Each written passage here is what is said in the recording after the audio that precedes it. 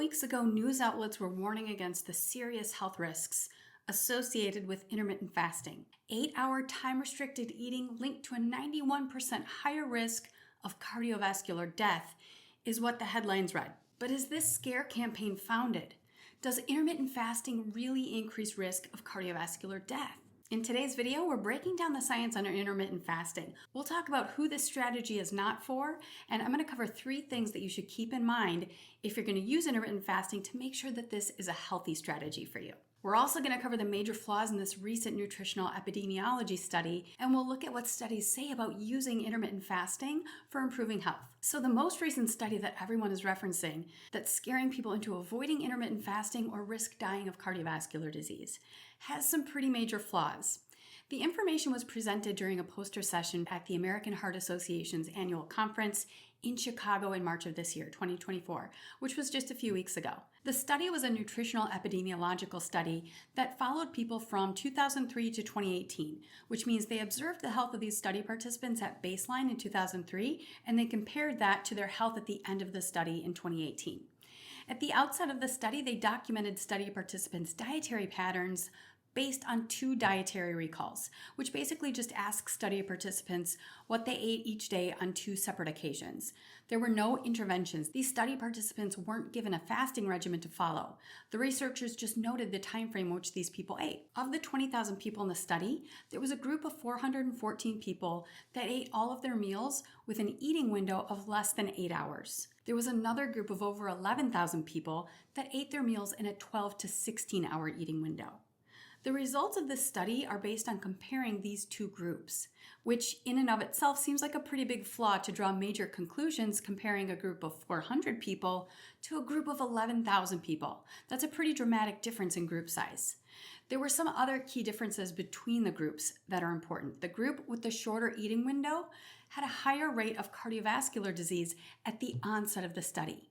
A higher percentage of them smoked, which is a major risk factor for cardiovascular death, and they had the highest BMI of any of the groups.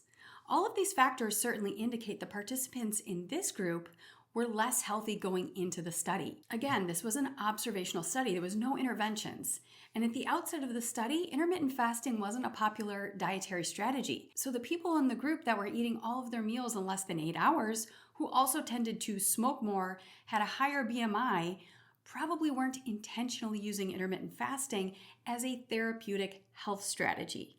They may have just been skipping meals or eating erratically, which is not a healthy dietary strategy. Studies show that skipping breakfast, eating late into the evening, and eating irregularly increase risk for metabolic syndrome, which has a strong correlation to cardiovascular risk. So it's likely that the group with the shorter eating window was simply displaying unhealthy eating patterns. This study also didn't mention what these people ate. Were they eating a Western diet? Western diets, which are low in fiber and high in processed foods, fast foods, and sugary foods and beverages, are highly associated with cardiovascular risk. What we're eating during that eating window, even if it is a shorter eating window, matters. Ultimately, we cannot look at the study and come up with the conclusion that intermittent fasting is the cause of the cardiovascular deaths. Before we move on to whether intermittent fasting has benefits for people with diabetes and the best ways to implement this strategy, I just want to say thank you for being here. Make sure to hit that thumbs up button, subscribe to my channel, and ring the notification bell. And leave me a comment to let me know if you're enjoying the content on my channel. Also, I'm curious, have you tried intermittent fasting? If you have, what's your experience? Have you found it helpful? Drop a comment below and let me know. All right, now the study that we just covered didn't implement intermittent fasting as an intervention. They just observed people's eating patterns and drew conclusions from that. In an interventional study, a group of participants are given an intermittent fasting regimen to follow in a particular way, and their health is measured to determine the impact. So, what do studies that specifically use intermittent fasting as a therapeutic strategy show? Do they show health benefits or cardiovascular risk? This study looked at a form of intermittent fasting called early time-restricted feeding, in which pre-diabetic men ate breakfast, lunch, and dinner in a 6-hour eating window, finishing dinner before 3 p.m. And then they fasted for 18 hours before eating breakfast the next day. They did this for 5 weeks, and results showed improvements in insulin levels, insulin sensitivity, beta cell responsiveness, blood pressure, and oxidative stress, all of which are beneficial for metabolic health and heart health. There are other studies showing intermittent fasting supports weight loss in those who are overweight or obese. It improves glycemic control in people with diabetes. It improves 24-hour glucose levels in overweight adults. And it improves inflammation, all of which are beneficial for cardiovascular health, metabolic health, and really overall wellness. Intermittent fasting can definitely be a helpful strategy for improving overall health. But there are some people that should avoid intermittent fasting, and for those that do decide to use this approach, there's a way to do it to improve results and minimize any negative effects. Who is intermittent fasting not for? Children, pregnant and breastfeeding women, and people that engage in heavy physical activity should not fast for long periods of time. Some evidence indicates it's not a great approach for the elderly population. Older adults are at a greater risk of muscle loss, which increases mortality risk, and glucose fluctuations decrease stability and increase risk for falls and fractures. It's not recommended for anyone with reactive hypoglycemia, and it's also not recommended for anyone with an eating disorder or history of an eating disorder or people with a low body weight. Now, while this strategy can be extremely helpful at improving overall health and glycemic control in diabetics, people on anti-diabetic medications should use caution and only use this strategy under the guidance of a health professional. Fasting can lower blood glucose levels, so if medication dosages aren't appropriately adjusted, fasting for long periods of time can lead to dangerously low blood sugar levels. Diabetics that want to use this strategy should be working with their doctors to appropriately adjust medications to prevent low blood sugar episodes. For people that do decide to implement intermittent fasting, there are 3 key tactics to keep in mind to ensure this strategy supports your health rather than hindering it. The first important tactic is to choose an early eating window. A later eating window might involve skipping breakfast and eating late in the evening, which are both practices that are known to worsen blood sugar regulation, along with other health markers.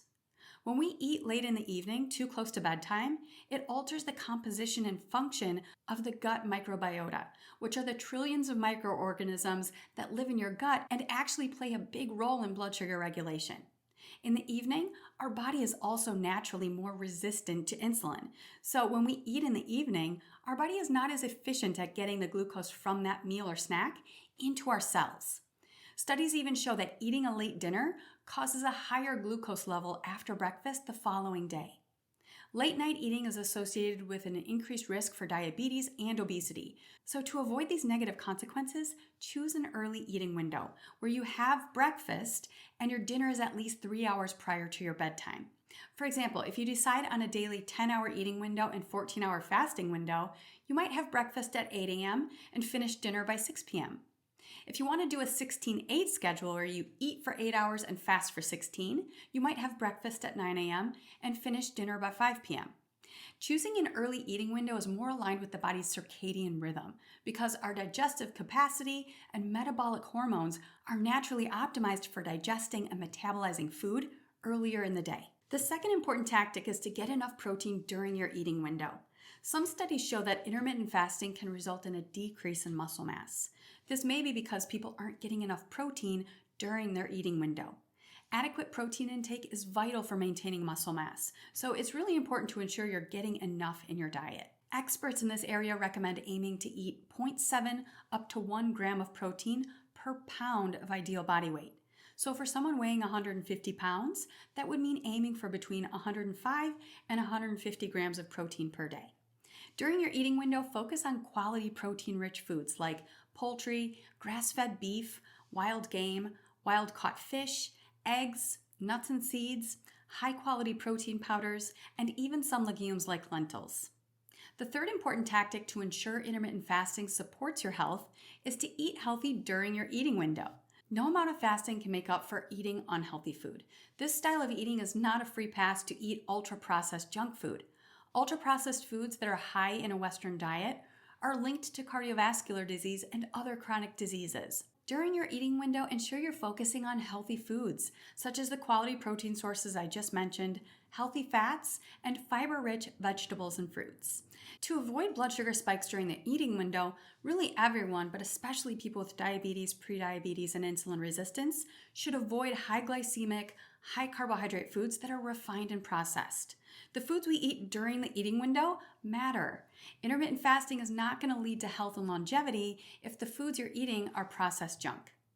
So to recap, the study claiming that intermittent fasting increases risk of cardiovascular death by 91% has major flaws, and we cannot conclude by looking at this study that intermittent fasting is the cause of the cardiovascular deaths. Intermittent fasting can have positive health effects, but there are some people that should not incorporate it. And for those that do, it's important to choose an early eating window to ensure your eating is aligned with your circadian rhythm, get enough protein to avoid muscle loss, and eat healthy when you intermittent fast. I hope you found this video helpful, friends. Thank you so much for being here. Make sure to leave a comment and tell me about your intermittent fasting experiences, and let me know if you're enjoying the content. If you haven't already, hit that thumbs up button and subscribe to my channel for more helpful tips. I'll see you next time. Take care.